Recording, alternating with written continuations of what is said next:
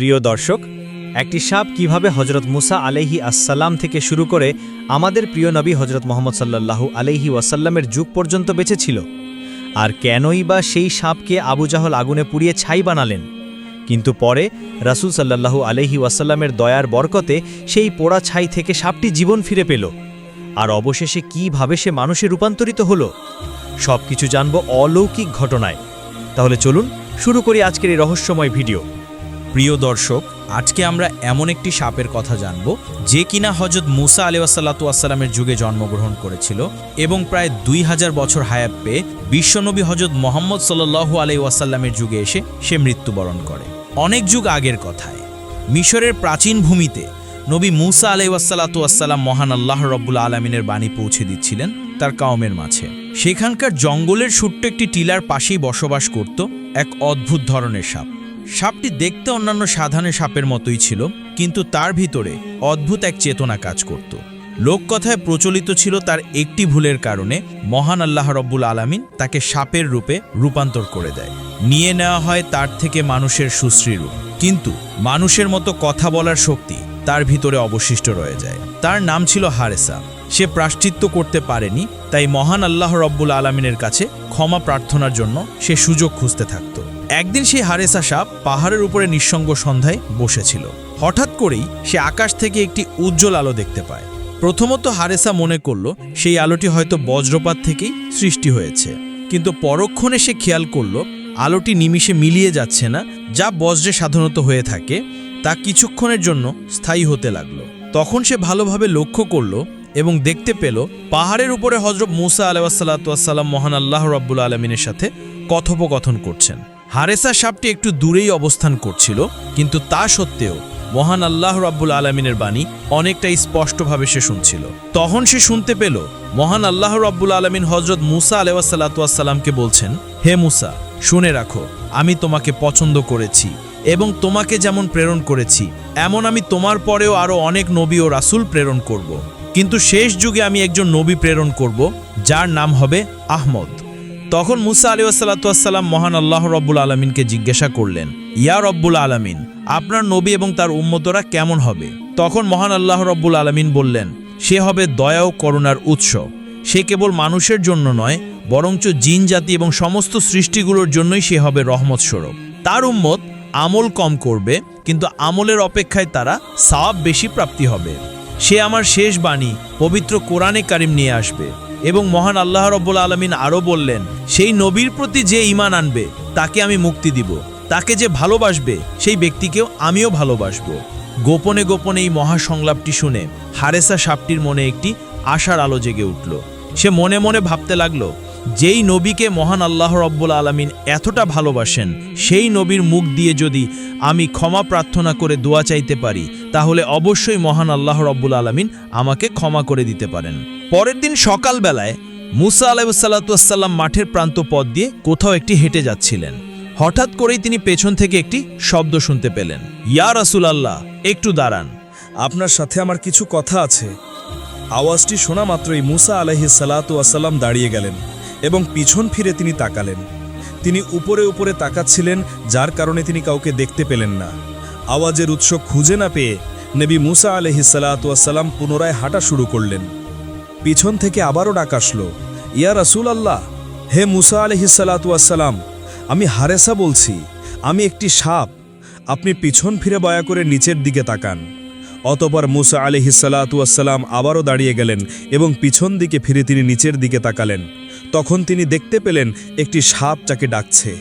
তখন সেই হারেসা সাপটি মৃদু আওয়াজে কম্পিত কণ্ঠে বলতে লাগল, ইয়া রাসূলুল্লাহ, হে আল্লাহর নবী, আমি আপনার কাছে একটি অনুরোধ নিয়ে এসেছি।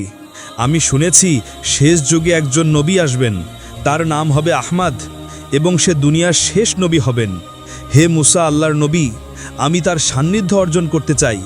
আপনি দয়া করে মহান আল্লাহ রাব্বুল আলামিনের কাছে আমার হায়াত দীর্ঘ করার জন্য একটু দোয়া করুন, আমি যেন সেই নবীর যুগ পর্যন্ত বেঁচে থাকি এবং তার সান্নিধ্য অর্জন করতে পারি।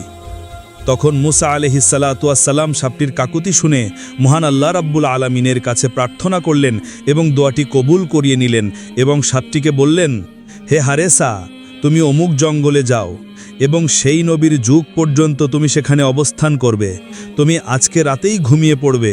আল্লাহর রহমতে তুমি তার যুগ পর্যন্ত বেঁচে থাকবে এবং ঘুমন্ত অবস্থাতেই থাকবে।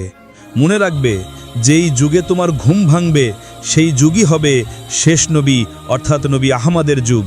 তখন সে হারেসা সাপটি মুসা নবীর কথা মতোই সেই জঙ্গলে গিয়ে গুহার ভিতরে একটি গর্তের মাঝে ঘুমিয়ে পড়ে। বছরের পর বছর কেটে যায়, যুগ বদলায়, রাজা বদলায়, কৌমের চিন্তাধারা এবং তাদের রীতিনীতি বদলায়। কেটে যায় বছরের পর বছর, মুসা আলাইহিসসালাতু ওয়াসসালামের যুগ চলে যায়। তারপরে অনেক নবী আসেন এবং তারাও চলে যান। অবশেষে পৃথিবী চলে যায় এক নতুন মোড়ে, যুগ আবৃত করে নেয় এক সোনালী চাদরকে। এক মহান রজনীতে জন্ম নেন বিশ্বনবী হযরত মুহাম্মদ সাল্লাল্লাহু আলাইহি ওয়াসাল্লাম। এরপরে বিশ্বনবী ধীরে ধীরে বড় হতে থাকেন। তার শৈশব কৈশোর তাল পেরিয়ে, তার যুবক বয়স পেরিয়ে তিনি নবুয়ত পান। ঠিক সেই সময় জঙ্গলের গভীরে থাকা সেই টিলার মধ্যে হারেসা নামক সেই ঘুমন্ত সাপটির ঘুম ভেঙে যায়। মনে হচ্ছিল কেউ যেন তাকে ডেকে তুলেছে। তার হৃদয় ভরে যায়, অন্তরে জেগে ওঠে এক অদ্ভুত অনুভূতি। তার প্রিয় নবী মুহাম্মদ সাল্লাল্লাহু আলাইহি ওয়াসাল্লাম দুনিয়াতে চলে এসেছে, কিন্তু সে জানে না প্রাণপ্রিয় সে রাসূল কোথায় থাকেন।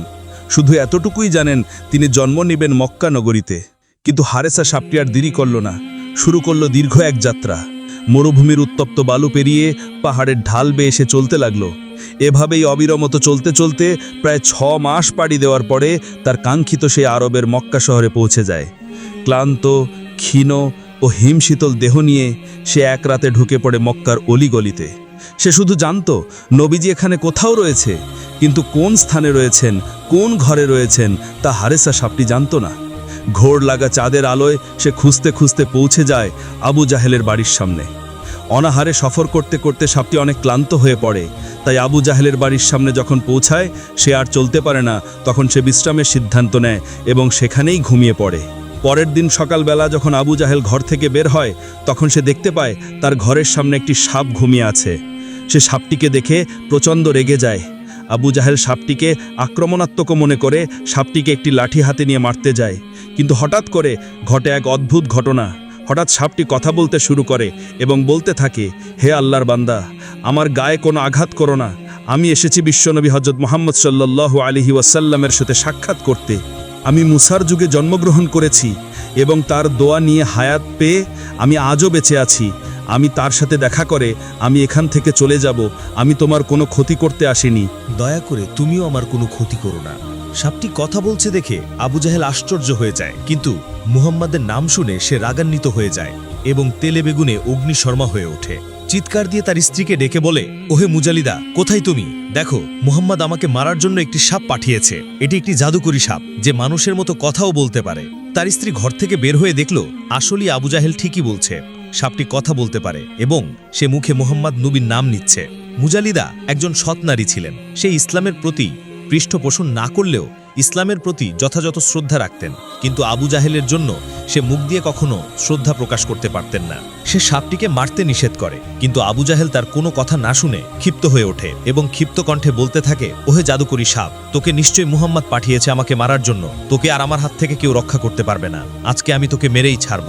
এই বলে সাপটির গায়ে আঘাত করতে থাকে। সাপটি চিৎকার করতে থাকে, কিন্তু নিষ্ঠুর আবু জাহেল তাকে আর মুক্তি দেয় না। কিন্তু সাপটি এত আঘাত সয়েও সে কোনো আক্রমণ করে না, সে ছোবল তোলে না, শুধু কাকুতিশ্বরে বলতে থাকে, হে আল্লাহর বান্দা, আমাকে ছেড়ে দাও। আমি তোমার কোনো ক্ষতি করব না। আমি শুধু মুহাম্মাদের সাথে দেখা করে আমি চলে যাব। কিন্তু নিষ্ঠুর আবু জাহেল তার কোনো কথাই শোনে না। সাপটিকে মারতে মারতে আধমরা করে একটি খাঁচায় বন্দী করে রাখে। খাঁচায় বন্দী থাকা অবস্থায় সাপটি রান্না করতে থাকে এবং মহান আল্লাহ রব্বুল আলামিনের কাছে আর্তনাদ করতে থাকে, ইয়া রব্বুল আলামিন, আপনি আমাকে মৃত্যু দিন। আমার কোনো আফসোস নেই, কিন্তু মৃত্যুর আগে একবার হলেও আমি আপনার হাবিবের সাথে দেখা করতে চাই। রাতের বেলায় ঘরের ভিতরে প্রদীপ জ্বলছে নিবু নিবু করে। মুজালিদা কম্পিত কণ্ঠে আবু জাহেলকে বলতে লাগলো, হে আমর ইবনে হিশাম, আপনি এই সাপটিকে কি করতে চান? ও তো আপনার কোনো ক্ষতি করেনি। এত মেরেছেন, তাও তো আপনাকে আক্রমণ করতে আসেনি। ওকে ছেড়ে দিলেও তো পারেন। মুজালিদার এই কথা শুনে আবু জাহেল রাগে অগ্নিশর্মা হয়ে গেল। তার গালে একটি চড় মারল এবং বলল, পাগল হয়ে গিয়েছো তুমি? ও মুহাম্মাদের নাম নিয়েছে। নিশ্চয়ই মুহাম্মদ ওকে জাদু করে পাঠিয়েছে, তাই সাপ হয়েও ও কথা বলতে পারছে। ওকে আমি কখনোই ছেড়ে দিব না। আমি এর প্রতিশোধ অবশ্যই নিব। এভাবেই বাকতর্ক করে তারা দুজনেই ঘুমিয়ে পড়ে। কিন্তু মুজালিদার অন্তর ছিল অনেকটাই নরম। তার মনে মায়া ছিল, সে সহ্য করতে পারল না। গভীর রাতে সে ঘর থেকে বের হয়ে গেল এবং বের হয়ে সেই সাপের কাছে গেল, সাপটিকে খাঁচা থেকে মুক্ত করার আশায়। অন্যদিকে মুজালিদা ঘর থেকে বের হওয়ার পরপরই আবু জাহেলের ঘুম ভেঙে যায়। সে তাকে পাশে দেখতে না পেয়ে সেইতস্ত বোধ করে এবং ভাবতে থাকে নিশ্চয়ই সেই সাপটিকেই ও ছাড়াতে গিয়েছে। তাই আবু জাহেল দেরি না করে ঘর থেকে বের হয়ে যায়। মুজালিদা যখনই সেই সাপের কাছে যাবেন তাকে মুক্ত করার জন্য, তখনই সে দেখতে পেল আবু জাহেল ঘর থেকে বের হচ্ছে। মুজালিদা আবু জাহেলকে দেখে ভয় পেয়ে যায়। সে থ মেরে দাঁড়িয়ে থাকে। আবু জাহেল এসে তাকে জিজ্ঞাসা করে, হে মুজালিদা, তুমি এখানে কেন এসেছো? তখন মুজালিদা কম্পিত কণ্ঠে বলতে থাকে, হে আমর ইবনে হিশাম, আমি ঘর থেকে এই সাপটির কিছু স্থানান্তর হওয়ার আওয়াজ শুনতে পাই। আমি ভেবেছি মুহাম্মদ এই সাপটিকে নিয়ে যাচ্ছে, তাই এটি দেখার জন্য আমি বাহিরে এসেছি। মুহাম্মাদের এত সাহস কিভাবে হয় যে আপনার হাত থেকে এই সাপটিকে নিয়ে যাবে? এভাবেই আটপাজ বুঝিয়ে আবু জাহেলকে মুজালিদা ঘরে পাঠিয়ে দিল এবং সেও ঘরে চলে গেল। এই কথা যদি আবু জাহেলকে না বলতো তাহলে হয়তো আবু জাহেল তাকে অত্যাচার করত। এইভাবেই প্রায় 3 দিন যাবৎ সাপটিকে আটকে রেখে নির্যাতন করতে থাকে সেই নিষ্ঠুর আবু জাহেল। খাবার, পানি, স্বস্তির নিঃশ্বাস কিছুই পাওয়া যায় না সেই হারেসা সাপটির জন্য। লোকেরা দেখতে আসে কে সেই সাপ যে কথা বলে, কিন্তু তাও নিষ্ঠুর আবু জাহেলের জন্য তাদেরও অন্তর কেঁপে ওঠে। তারা বলতে থাকে, এই সাপটিকে আদৌ এত অত্যাচার করা কি ঠিক হচ্ছে? কিন্তু সাপটি শুধু কান্না করত এবং আল্লাহ বলে চিৎকার করত। অবশেষে 3 দিন অতিবাহিত হওয়ার পরে হারেসা সাপটির দেহ নিস্তেজ হয়ে পড়ে, সে মারা যায়। কিন্তু এখানেই শেষ নয়, আবু জাহেল এতেও সন্তুষ্ট হল না। সে বলে উঠল, একে শুধু মৃত্যু দিলেই হবে না, একে আগুনে জ্বালাতে হবে এবং ছাই বানিয়ে পুরো এলাকায় দেখাতে হবে যে মুহাম্মদ আমাকে একটি সাপ পাঠিয়েছিল মারার জন্য, কিন্তু আমি সেই জাদুকরী সাপটি মেরে ফেলেছি এবং আগুনে পুড়িয়ে তাকে ছাই বানিয়ে ফেলেছি। কথা মতোই আবু জাহেল সেই সাপটিকে আগুনে জ্বালিয়ে দেয় এবং তার নিথর দেহ পুড়ে ছাই বানিয়ে ফেলে। সাপটিকে পুড়তে দেখে আবু জাহেল হাসতে থাকে এবং বলতে থাকে, সবাই দেখুক মুহাম্মদের গুপ্তচর কিভাবে আগুনে জ্বলছে, কিভাবে পুড়ে ছাই হয়ে যাচ্ছে। কিন্তু এর কোনো প্রতিবাদ মুহাম্মদ বুইকি বরঞ্চ তার গুপ্তচরও করতে পারছে না। অবশেষে সেই সাপটি যখন পুড়ে ছাই হয়ে যায় তখন আবু জাহেল সেই ছাইগুলো একটি ঢাকনা বিশিষ্ট পাতিলের মাঝে রাখে, যা ছিল পিতলের তৈরি। এবার শুরু হয় মিথ্যার দম্ভ বিশিষ্ট সেই খেলাটা। আবু জাহেল সেই ছাই ভরা পাতিলটি নিয়ে পুরো মক্কার অলিগলিতে ঘুরতে থাকে এবং লোকজনদেরকে জড়ো করে বলতে থাকে, হে লোক সকল, দেখো মোহাম্মদ আমাকে মারার জন্য একটি জাদুকরী সাপ পাঠিয়েছে। সে কথা বলতে পারত, সে আমাকে মারতে এসেছিল এবং আমার উপর আক্রমণ করেছিল, কিন্তু সে আমাকে মারতে পারেনি, আমার কোনো ক্ষতি করতে পারেনি। উল্টো আমি তাকে মেরে আগুনে জ্বালিয়ে ছাই বানিয়ে ফেলেছি। এই ক্ষেত্রে মোহাম্মদও আমার কোনো ক্ষতি করতে পারেনি। লোকজন একজনে অবাক দৃষ্টিতে আবু জাহেলের দিকে তাকিয়ে রইল। কেউ বিভ্রান্ত হলো, কেউ কৌতূহলী হলো, আবার কেউ ভীত সন্তুষ্ট হলো। আবু জাহেলের মুখে তখন বিজয়ের হাসি। সে মনে মনে ভাবতে থাকে সে কোনো অলৌকিক বস্তু বিজয় করে নিয়েছে, কিন্তু আবু জাহেল জানে না ছাইলের নিচে লুকিয়ে আছে আল্লাহর কুদরত। পুরো পৃথিবী যেন কান্না করছিল, আকাশে ফেরেশতারা যেন কান্না করছিল, কারণ তারা দেখেছিল হারেসার ঈমানি শক্তি এবং তার ত্যাগ তিতিক্ষা এবং তার প্রায়শ্চিত্ত কামনায় নিঃশব্দে বয়ে যাওয়া চোখের অশ্রু। লোক সমাজে ভাষণ দিয়েও আবু জাহেল ক্ষান্ত হলো না। সে বাড়ি বাড়িতে গিয়ে সবাইকে বলতে লাগলো, হে ব্যক্তিবর্গ, দেখে রাখো, মোহাম্মদ আমাকে মারার জন্য একটি সাপ পাঠিয়েছিল, আমি তাকে মেরে আগুনে জ্বালিয়ে ছাই বানিয়ে ফেলেছি। তোমরা কেউ মোহাম্মদের কথা বিশ্বাস করবে না, ও অবশ্যই জাদুকর এবং পথভ্রষ্ট, নাউজুবিল্লাহি মিন জালিক। আবু জাহেল এরপরে আরও একটি বাড়িতে যায় এবং সেখানে গিয়েও তাদেরকেও সেই ছাইয়ের পাত্রটি দেখিয়ে এভাবেই উল্টোপাল্টা বলতে থাকে। মক্কার কোনো অলিগলি আবু জাহেল ছাড়ল না, যাকেই সামনে পেল তাকেই সেই পাত্রটি দেখিয়ে এভাবেই উল্টোপাল্টা বলতে লাগলো। অবশেষে পৌঁছালো গণ্যমান্য একজন ব্যক্তির কাছে, যার বয়স একটু ভারী ছিল, একটু বৃদ্ধ টাইপের ছিল। তার সামনে গিয়েও আবু জাহেল আগের কথাগুলোই বলল, হে ব্যক্তি, শুনে রাখো, মোহাম্মদ আমার কাছে একটি জাদুকরী সাপ পাঠিয়েছিল। সাপটি কথা বলতে পারত এবং আমাকে ক্ষতি করতে চেয়েছিল, কিন্তু আমি তাকে তার সুযোগ দেইনি। তাকে আমি মেরে ফেলেছি এবং আগুনে জ্বালিয়ে ছাই করে ফেলেছি। এই পাত্রের ভিতরে সেই ছাই আছে। তোমরা দয়া করে মোহাম্মদের কোনো কথা শুনবে না। আবু জাহেলের কথা শুনে সেই লোকটি বলতে লাগলো, হে আমর ইবনে হিশাম, তোমার এই ক্ষেত্রে লজ্জা হওয়া উচিত। সাপটি কথা বলতে পারতো কিনা আমি জানি না, কিন্তু তুমি একটি অবলা প্রাণীর ওপর অত্যাচার করেছ।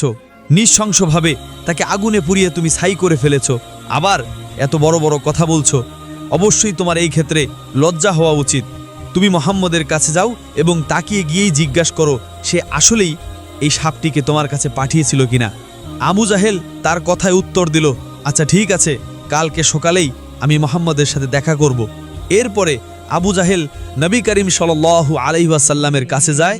তার আশেপাশে লোকেদের ভিড়, সবাই দেখতে চাচ্ছে এই সাপটির ব্যাপারে মুহাম্মদ কি করতে চায়।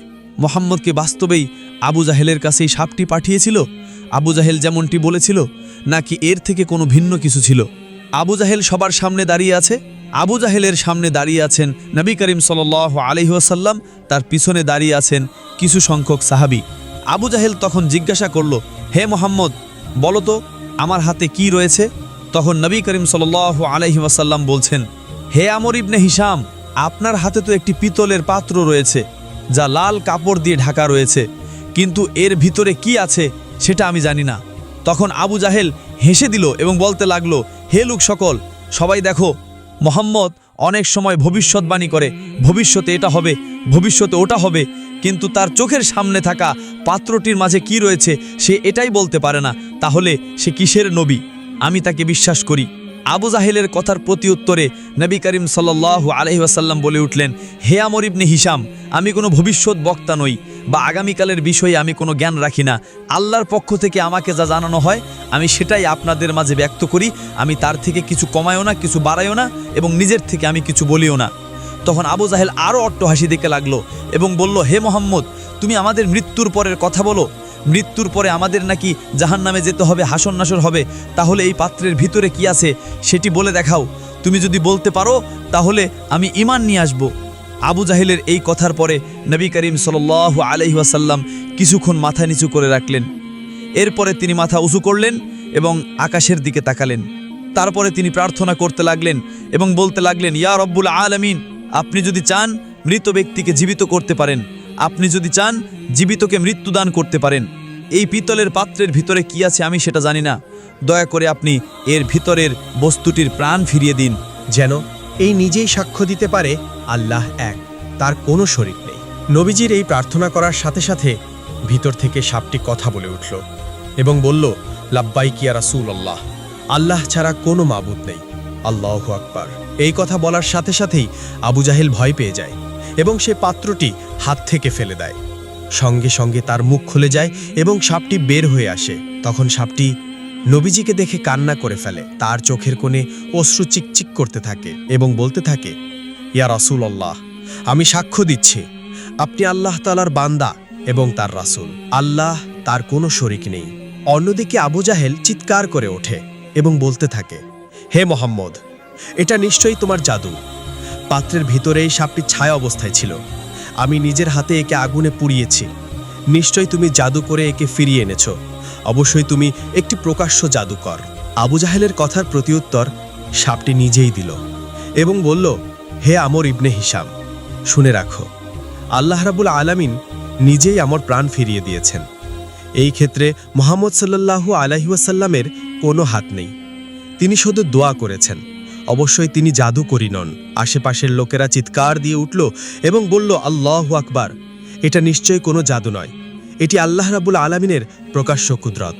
তখন নবী করিম সাল্লাল্লাহু আলাইহি ওয়াসাল্লাম সাপটিকে জিজ্ঞাসা করেন, হে সাপ, তোমার নাম কি?